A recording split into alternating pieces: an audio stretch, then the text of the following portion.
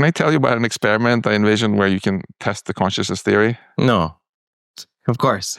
So suppose you have someone like Giulio Tononi or anyone else who has really stuck their neck out, okay, and written down a formula for what kind of information processing is conscious, okay? And suppose we put you in one of our MEG machines here at MIT or some future scanner that can read out in a massive amount of your neural data in real time, okay? And you connect that to this computer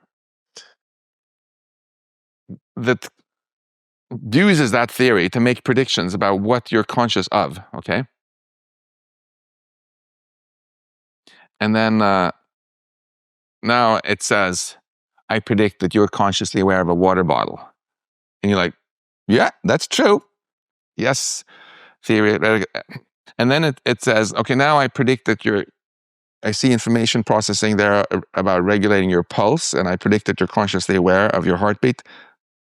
And you're like, no, I'm not. You've now ruled out that theory, actually, right? It made a prediction about your subjective experience, and you yourself can falsify that, right? So first of all, it is possible for you to rule out the theory to your satisfaction. That might not convince me, because I might be like, you told me that you weren't aware of your heartbeat. Maybe I think you're lying, or maybe I think whatever. But then you can go, okay, hey Max, why don't you try this experiment? And I put on my MEG helmet, and I work with this, and then it starts making some incorrect assumptions about what I'm experiencing, and I'm now also convinced that it's ruled out. It's a little bit different from how we usually rule out theories, but at the end of the day, anyone who cares about this can be convinced that this theory sucks and belongs on the garbage dump of history, right? And conversely, suppose that this theory just again and again and again and again keeps predicting exactly what you're conscious of and never anything that you're not conscious about, you would gradually start getting kind of impressed, I think. And if you moreover read about what goes into this theory and you say, wow, this is a beautiful formula, and it just kind of philosophically makes sense that these are the criteria that consciousness should have and so on, you might be tempted now to try to extrapolate its validity and wonder if it works also on other biological animals, maybe even on computers and so on. And this is not altogether different from how we've dealt with, for example, general relativity, right? So you might say it's bullshit to talk about what happens inside black holes, because you can't go there and check and then come back and tell your friends or publish your findings in physical review letters, right? But what we're actually testing is not some philosophical ideas about black holes. We're testing a mathematical theory, general relativity. I have it there in a frame by my window, right? And so what's happened is we tested it on the perihelion shift of Mercury, how it's not really going in an ellipse, but the ellipse is precessing a bit. We tested it and it worked. We tested it on how gravity bends light. And then we extrapolated it to all sorts of stuff way beyond what Einstein had thought about. Like what would happen when our universe was a billion times smaller in volume, and what would happen when black holes get really close to each other and give off gravitational waves. And it just passed all these tests also. So that gave us a lot of confidence in the theory, and therefore also in the the predictions that we haven't been able to test yet, even the predictions that we can never test, like what happens inside black holes. So this is typical for science, really. If someone says, I like Einstein, I like what it predicted for gravity in our solar system, but I'm going to opt out of the black hole prediction. You can't do that. It's not like, I want coffee, but decaf. If you're going to buy the theory, you need to buy all its predictions, not just the ones you like. And if you don't like the predictions, well, come up with an alternative to general relativity. Write down the math, and then make sure that it correctly predicts all the things we can test. And good luck, because some of the smartest humans on the planet have spent 100 years trying and failed, right? So if we have a theory of consciousness in the same vein, right, which correctly predicts the subjective experience on whoever puts on this device and and test the predictions for what they are conscious about, and it keeps working, I think people will start taking pretty seriously also what it predicts about coma patients who seem to be unresponsive, whether they're having locked-in syndrome or in a coma, and even what it predicts about machine consciousness, whether machines are suffering or not. And people who don't like that, they will then be incentivized to work harder to come up with an alternative theory that at least predicts subjective experience. So this was my, I'll get off my soapbox now, but this is why I strongly disagree with people who say that consciousness is all bullshit. I think there's actually more saying that because there is an excuse to be lazy and not work on it. So in the experiment where you put some probes on your brain in order to discern which neurons are firing or what have you, so that would be a neural correlate. I'm sure you've already thought of this. Okay, so that you're correlating some neural pattern with the bottle. And you're saying, hey, okay, I think you're experiencing a bottle.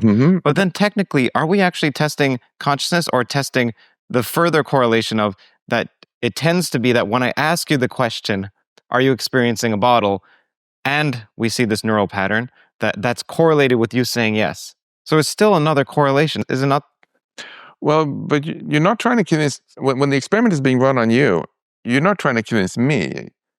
It's just you talking to the computer. You are just doing experiments basically on the theory. There's no one else involved, no other human, and you're just trying to convince yourself. So you sit there and you have all sorts of thoughts. You might just decide to click to, close your eyes and think about your favorite place in Toronto to see if it can predict that you're conscious of that, right? And then you might also do something else which you can do unconsciously and see if you can trick it into predicting that you're conscious of that information that is being processed in your brain.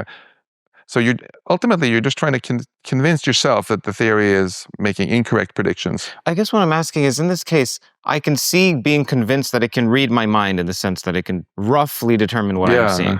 But I don't see how that would tell this other system that I'm conscious of that. In the same way that we can see what files are on a computer. Doesn't mean that those files are, when we do some cut and paste, we can see some process happening. Well, you're not trying to convince the computer. The computer is coded up to just make the predictions from this putative theory of consciousness, this mathematical theory, right? And then your job is just to see, are those the wrong equations or the right equations? And the way you ascertain that is to see whether it correctly or incorrectly predicts what you're actually subjectively aware of. We should be clear that we're defining consciousness here just simply as subjective experience, right? Which is very different from talking about what information is in your brain. Like you have all sorts of memories in your brain right now that you probably haven't thought about for months, and that's not your subjective experience right now. And even again, when I open my eyes and I see a person, and there's a computation happening to figure out exactly who they are. There's also the detailed information in there, probably about some angles, about their ears and stuff, which I'm not conscious about at all. Okay. And if the machine incorrectly says that I'm conscious about that, again, the theory has failed. So it's quite hard. It's like if you look at my messy desk, or I show you like a huge amount of information in your brain or in this book, and suppose there's some small subset of this which is highlighted in yellow, Yes. And you have to have a computer that can predict exactly what's highlighted in yellow. It's pretty impressive if it gets it right.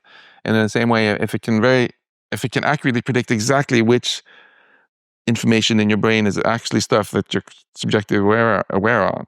Okay, so let me see if I understand this. Yeah. So in the global workspace theory, you have like a small desktop and pages are being sent to the desktop, but only a small amount at any given time. I know that there's another metaphor of a spotlight, but whatever. Let's just think of that. So this desktop is quite small relative to the globe. Yeah. Okay, relative to the city, relative to the globe for sure.